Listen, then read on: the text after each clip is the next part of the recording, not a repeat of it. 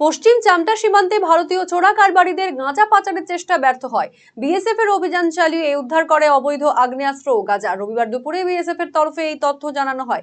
BSF এর ৭৮ নম্বর ব্যাটালিয়নের জওয়ানরা গোপন সূত্রের ভিত্তিতে বিশেষ অভিযান চালালে ভারতীয় চোরা কারবারিরা সীমান্ত এলাকা ছেড়ে পালিয়ে যায়। পালানোর সময় তারা 12.25 কেজি অবৈধ গাঁজা, একটি 7.65 দেশীয় পিস্তল ও 4টি কার্তুজ ও একটি মোবাইল ফোন ফেলে রেখে যায়, যা পরে বিএসএফ উদ্ধার করে। বিএসএফ এর তরফে জানানো হয়েছে, ভারতীয় চোরা কারবারিরা বাংলাদেশে গাঁজা পাচারের জন্য সক্রিয় ছিল, তবে তাদের পরিকল্পনা ব্যর্থ হয়। সীমান্তে অবৈধ পাচার ও অপরাধমূলক কার্যকলাপ বন্ধে কঠোর নজরদারি চালিয়ে যাচ্ছে বিএসএফ। এই ঘটনায় সংশ্লিষ্ট চোরা কারবারিদের ধরতে তদন্ত চলছে বলে জানানো হয়েছে।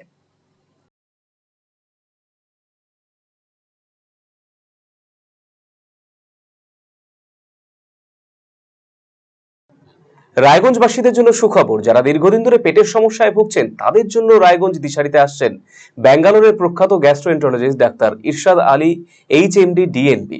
এখন থেকে প্রতি মাসে নির্দিষ্ট দিনে ডাক্তারবাবুকে দেখাতে আজই যোগাযোগ করুন দিশারি হেলথ কেয়ার, উকিলপাড়া, রায়গঞ্জ শাখায়। যোগাযোগ করুন 7477785509 এই নম্বরে এবং 7477785512 এই নম্বরে।